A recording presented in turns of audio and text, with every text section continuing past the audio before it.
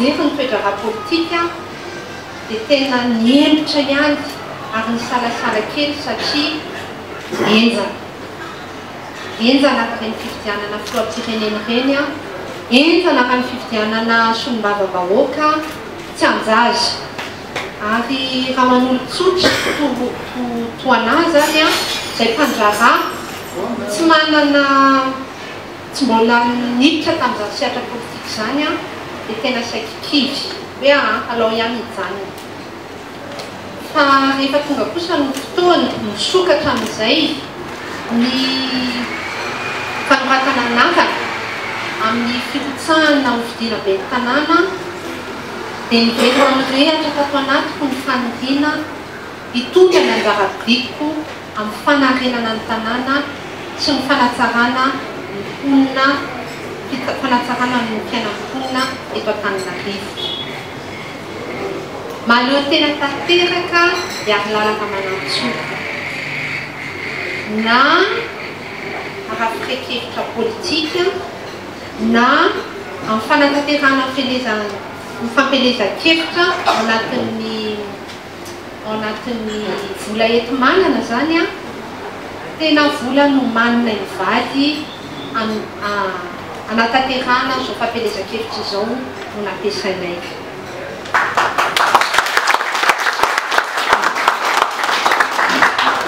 Lamina tanteraka ny saiko ary tsy voafatotra na inona ao anatin'izao firotsahako hovidiana be ny tanàna izao.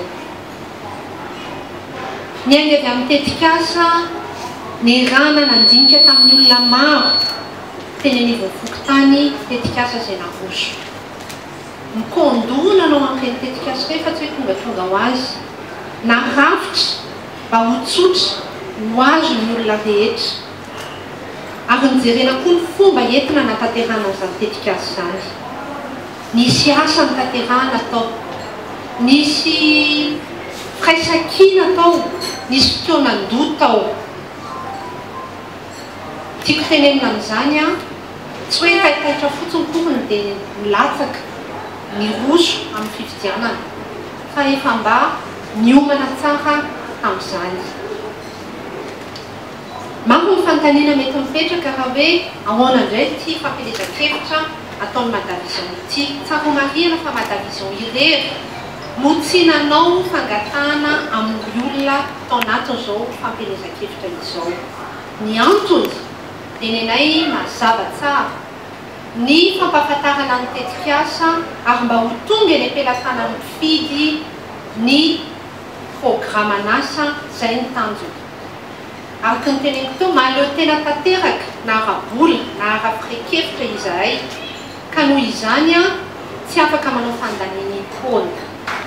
Ny kirakira serasera raha ny tenako manokana efa ho 40 taona izao.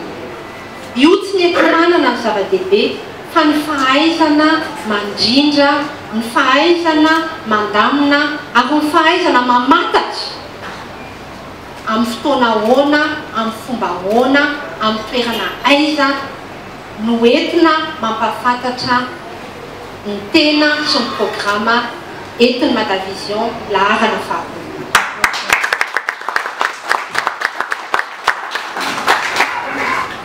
Ny tiako ambara manaraka ireo programan'asa.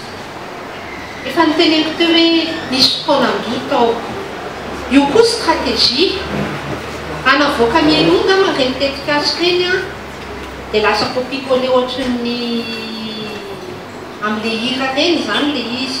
Fa nandrasana mba faraparany mihitsiny a, nandinika mihitsiny izay mba inona no entin'ireo kandida hafa, dia ozy izy aho hoe saotra an'Andriamanitra, saotra amin'ny mpiara-miasa rehetrarehetra fa navita zavatra tsara tsika, namoaka zavatra mahapoitra tsika,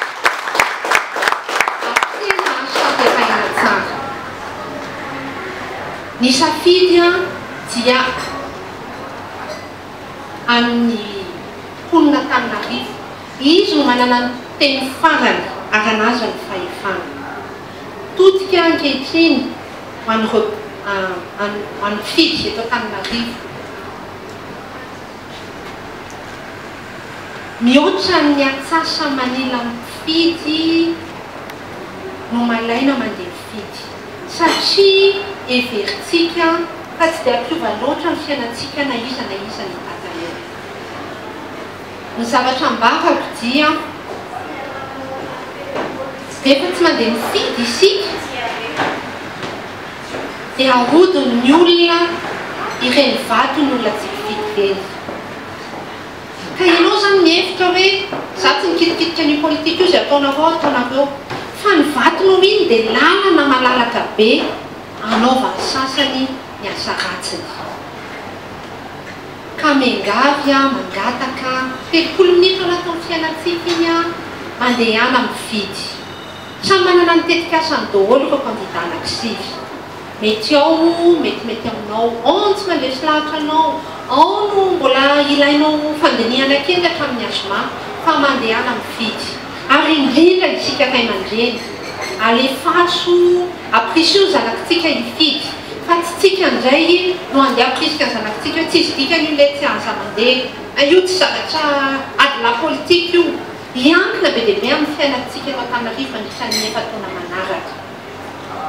Ny faharoa manarakaraka an'izay ao ny antoko politika matanjaka efa samy naneo an'ny heriny izy ireny na ampiseho fomba fahaizana anatin'ilay fahaizana politika. Sambatra ny olona izay efa mahafantatra iza no fidiny tsy manana ny olon-tiny sambatra izy. Fa ho atsika mahoanisa kosany ary tsika no betsaka ao ho tadiditsika izay. Ka tamin'ny députation 85 000 mahery ny an'ny atoko lehibe anankiray, 75 000 ny an'ny atoko lehibe anankiray, 150 000 électeurs indépendants ary 300 000 électeurs tsy nandeha mifidy. Tiako tenena aminareo amin'izany dia izao, aza matahotra, aza mierikerika foana, dinio ambony dinio ambany fa azo arenina tsara ny tanàna Antananarivo ary afaka tsaraina tsara amin'ny fiainantsika mponina eto Antananarivo ka olona endry azo atokisana sy tena vonona hitsinjo atsika mponina Antananarivo no voafidy eo. Fa io eny am-pelantanantsika safidy sy safidinao ny anaova zavatra be dia be eto Antananarivo ary ho an'ny tanànatsika. Tena mizaka ilay magamakely io ve tanàna Antananarivo renivohitra ity. Dia hozy izy hoe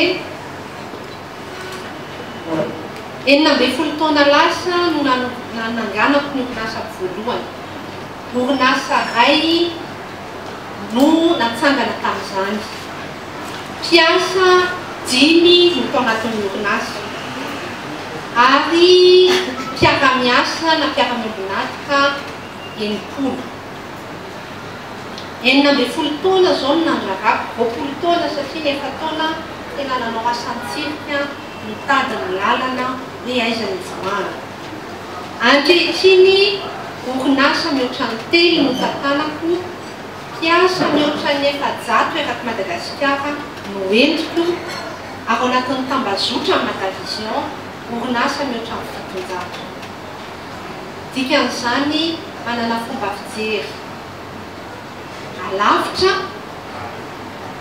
manana fahaiza-manao, fahaizana mamorona ary indrindra nametraka fifampitokisana tamin'ny mpiara-miambonatoka sy ny mpiara-miasa mba azo vokatra tsara, maharitra ary mba samy mahazo tombontsoa rehetra ao anatiny. Miteny azy zany androany fa zakany raha manan-tsoary lalatsara mitantana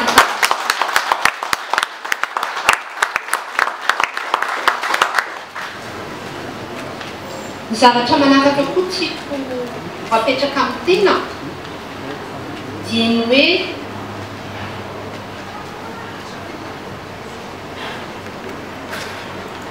asanatsika mety misy disadisa ampo sy ampitondra foibe na fanjakana foibe ahoana ny fomba hitantanako hitananana Antananarivo. Dia ozy izy aho hoe tetikasa tsotra mahomby azo tanterahina tsara anatin'ny fotoana fohy ary tsy miandry famatsim-bola no tetikasa na roso. Matoa no fidino ben'ny tanàna dia vonona ny andrainy andraikitra rehetra entiko anatanterahana ireny tetikasa mila atao aingana ireny. Faharoa manarakaraka an'izay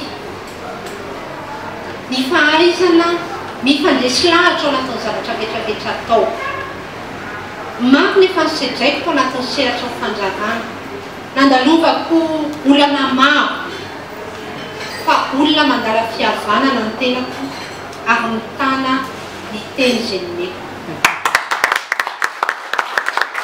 Sakako nefa fa tsy vitako rery izany ka misokatra ny varavarana mba iarahan'ny rehetra miara-miasa tsy hanatanteraka n'izay atsoa ny mponina Antananarivo voalohany ary ny tanànana Antananarivo ny manaraka. Tsika tenena manaraka koa dia izao tsy manana fahavalo politika ny tena. Tsy manana fahavalo politika ny tena. Anangana, anorina, anatsara izay tarigetrako sy izay filamatra petrako ao anatin'ny efa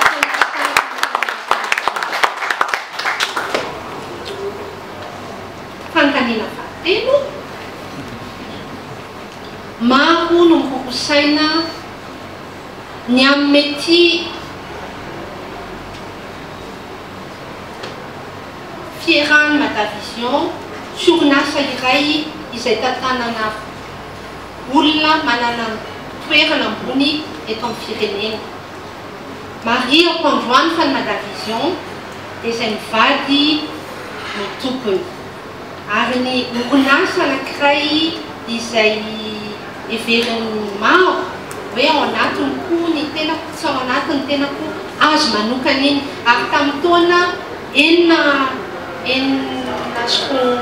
tamin'ny 2006 no efa tsy niaraka ny asa intsony Media Consulting sy Matavision fa samy naka ny lalany. Media Consulting nanotoy tamin'ny resaka spectacle, Matavision nanohy ny hetsika ara-barotra. Tsy praitolona fa politika koa izahay.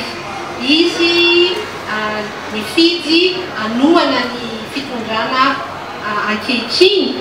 Izahay kosany dia tena tsy mikitika ny resaka politika mihitsiny fa tonga kosa izao fotoana amin'ny anarako manokana fandresen-dahatrako manokana ary manokana tokana